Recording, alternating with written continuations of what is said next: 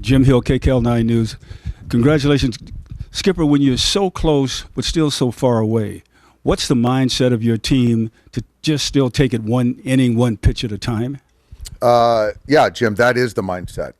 We are so far away. I think just to stay focused and know that we still got a lot of work to do, a lot of good baseball to play. So today's a new day. We got a new pitcher. We're in a new ballpark, and we just got to, have that same sense of urgency and play good ball. The third row on your right, Doc. Kirsten? Dave, with Shohei Ohtani, how did he come in today? Obviously, he's in the lineup, but yesterday you had talked about just pain tolerance and kind of wanting to see and hear from him. What was that conversation like? He was very adamant that he was going to play. I watched him take swings last night in the cage. Looked really good, strong. Ball was coming off the bat. So I think that there was more uncertainty in all of our minds, but in his mind from day one, from Saturday evening, he was going to play. The second row on your right, Dave. Barry? Dave, you've never managed this team and not gotten to the postseason, but a lot of those seasons have ended in disappointment anyway. Other teams would take that as a real success. Like, what is it like to manage for an organization where the only acceptable outcome is winning the whole thing? I think that, Aaron and I have that in common. I guess it's a privilege to be, with having those expectations. I love what I do, and I do it because I love the game and the players. And you just kind of sort of live with whatever result. But yeah, that's the reality of our two jobs. Hi, Dave. Crystal Rich, KTLA. You said Shohei was very adamant that he was going to play. Did he mention where his pain level was at all? No, not by any number. Obviously, there's some discomfort. I would say it's more discomfort, and that's kind of what I alluded to. It's subluxation. It's per individual's tolerance. Some swings are fine. Some swings were a little uncomfortable, but I think for me, it was more of we didn't feel like he was going to be compromised and he was going to play. And did the imaging, the tests come back? It just revealed the same thing as a subluxation. That's all it was, yeah. Thanks. So we were very fortunate. We'll go to Jack in the third row. Hey, Dave, how much do you guys kind of know what the pitching plan might look like tomorrow, and do you have to kind of balance that as you're going through tonight's game with a bullpen game on? Yeah, it's certainly a bullpen game tomorrow. I think that is contingent on tonight, and I say that with all honesty because, there's leverage guys in a plus game that I'm going to use, and if a game is kind of middling, or a different situation, then I'll use other guys, and I just don't know how we're going to come out of it. But understanding that we still have to cover 27 outs, 9 innings tomorrow to win a ball game, that's going to be the fallout, and it's all kind of dependent on how the usage of tonight's game. Standing on your left, Bradford. Dave, you mentioned that because Shohei's injury was on the shoulder that it was, that you didn't think it would necessarily affect his hitting, and then you were talking about watching some of his swings. Just for us lay people who didn't hit professionally, what role does the back shoulder play in swing mechanics? It's not the front shoulder. I say that it is tougher because typically when a hitter is out in front or fooled, you lose the bat with your backhand, and the right arm, in this case a left-handed hitter, that's when you start to get vulnerable when your arm gets away. The back elbow, the back shoulder is more connected. It's just less chance to kind of get that exposure with a swing and miss or a ball out in front. So that's why, Cody Bellinger did it in 20 with the front shoulder, which was very careful. But again, in a vacuum, the back shoulder is better. We'll stay back there with Bill Plunkett. Yeah, is Brent Honeywell plan A for the opener tomorrow then? No. He's we're planning on potentially using him, but plan A for the opener to start, probably not. You want to tell us who plan A is? No.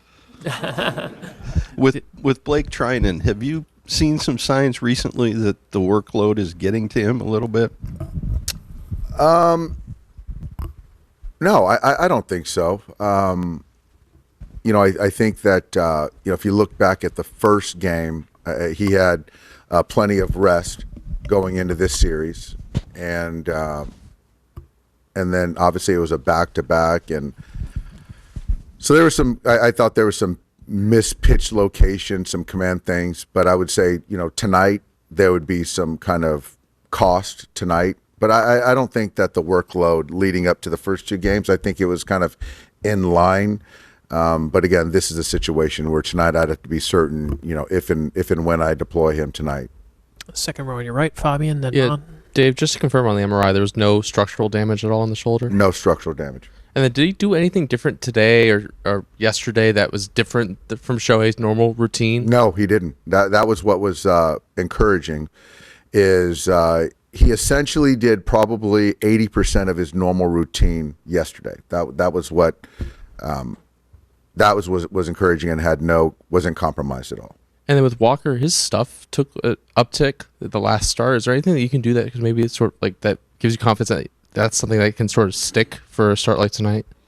I think that was part of the layoff. I think that was some of it. I think some of it was the adrenaline. I could see. I think that the average fastball velocity should mirror that one. This is first time pitching against the Yankees in Yankee Stadium, so he's amped up. So I do think that the stuff is going to hold. It's just now about, commanding the spin, the secondary stuff, and, pitching to all quadrants with this heater. First row on your right, Mike Puma. Dave, you alluded a little bit to this yesterday, but Ohtani, even if he's not 100%, what kind of psychological edge is it against the opposing pitcher having him in the lineup?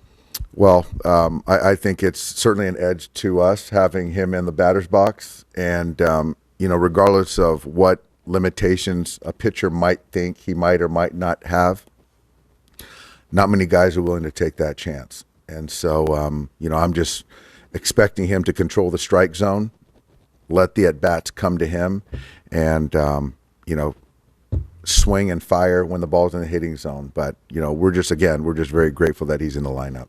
Stay there with Tim, then Ron. You mentioned that with the subluxation, it's a lot of times as tolerated by the individual. In getting to know Ohtani this year, how would you describe his pain threshold, pain tolerance? So he definitely does some wincing, balls off the shin and things like that. But, when it comes down to it, extremely tough. And this was a big test for him because it's certainly uncomfortable. So not that there was ever any doubt that he was going to post, but he's a competitor. He wasn't going to not be in there. And similarly, since it's a partial dislocation, was there any popping it back in of treatment? Okay. There was. Initially, yes. Yeah. Like Saturday night. Correct. Right away sort of Correct. thing. Okay, got it. We'll go to Ron next, or Tyler, then Ron. Oh, all right. When Ohtani has a scare stealing a base, does it give you any pause in terms of like how often he should be doing that? I mean, he was extremely successful this year, but he's also extremely important. What's the risk reward there? Tyler, I don't typically try not to play. I don't play that game. You're still playing baseball, and most of his stolen base is equated to runs scored. And on this particular instance, I like the 2-out stolen base attempt, and it just happened that there was a sublux. If it were an 8-1 game or a game that the run didn't matter, I probably wouldn't have run. But in this context, they got to still play baseball. And Ron next. Is this type of injury it'll heal on its own, or is any procedure going to be needed? That I don't know. I'm hoping it just heals on its own and it'll be an afterthought, but I don't know enough. And Max mentioned while you guys were on the bus after the game, he sent the group text to the players that "Don't worry, I'll be all right." Were you aware of that at the time? I wasn't, and I would have been helpful if I would have on that thread. I would have slept better Saturday night. So I wasn't privy to that until earlier today. So that would have been helpful. Go to Barry in the second row on your left. Doc, do you know, has this ever happened to him before? No, not that I know, Barry. Also, my understanding of this and covering it is that once it does happen, there's a chance of it happening again. I think that's fair. Yeah. Go to Mike and then Juan.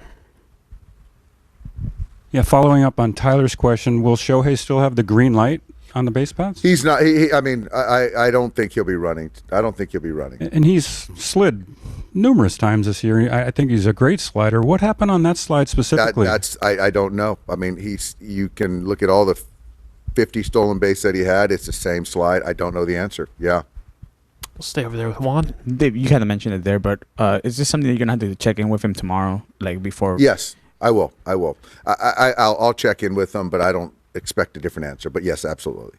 A little bit further back on your left, Sam. Yeah, sorry. Is Ohtani still getting treatment? Yes. Just finished the hitters meeting. It's constant treatment and just making sure he's in a good spot. But yeah, he is. Thank you. Far back on your right, Bill Plaschke. Yeah, Dave, if this were the regular season, would Shohei be playing? You know what, Bill, that's probably a better question for Shohei, to be honest with you. I think that if the trainers felt that he wasn't compromised and wanted to be out there and could be out there, I would have no problem. But I think that because it's the World Series, I think the question is moot. And we'll go to Peter near the front on your right. Hi, Dave. With Shohei, just how would you describe your emotions going from Saturday night when you see him get hurt to now being able to put him in the lineup today? Saturday night to yesterday when I saw him in the cage hitting balls 102 miles an hour off a tee, that was joy. And so now it's more of just kind of he's in there and I'm just thinking about the game. And I'm not really thinking about kind of where he's at physically. He's in the lineup. So that's all I'm thinking about. About 4 rows back on your left, Dave. Hey, Dave. I'm going to switch off the Shohei just for a second. Thank you. You're welcome. You guys aren't, I don't think you've seen Clark Schmidt this year at all. Only the two Hernandezes, Teo and Kike. And I think Shohei in an early game last year saw him. When you don't have familiarity with a starting pitcher, especially in a game of this magnitude, how does that, affect your guys than somebody you've seen before? It's different. I think that there's a lot of technology, there's information, there's video. You're kind of looking at heat maps. But I think that until you get in the box to see how lively his cutter is or, what the sweeper characteristics in the batter's box to righty, or how much the ball's sinking with depth or run. So those things that you got to go in there and kind of learn yourself. But so, yeah, I mean, I guess probably it's typically an advantage to the pitcher who hasn't, so I'd say the same thing for Walker in for his case. But, yeah, you're still trying to gather information and seeing certainly how the stuff's playing that particular night. Do a few more in the second row on your left, Dave. Yeah, I was going to give you a break from Shohei questions, too. So how do you handle the balancing act of you're trying to win, obviously, but also managing the bullpen and trying to make sure guys don't get seen too often by opposing hitters and all that? How does that work? Yeah, I mean, I think the game tells you, how to respond. There's a certain bet on how much you want to keep pushing and try to deploy guys to keep the game as close as you can. Live to fight another day type thing, go for the jugular type thing. I just, as much as you can obviously minimize runs, see their relievers as much as you can, that's of benefit. Taking the long and short view of the series kind of weighs into my decision making. So yeah, it's a constant kind of weaving in and out, but my pitching coaches do a great job of helping me to kind of sift through it. Third row on your right, Pete.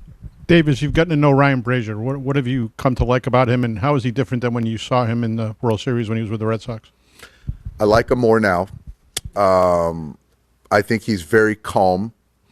I like guys that have pitched in a hot box in huge baseball markets, sports markets, as he did in Boston. I like that.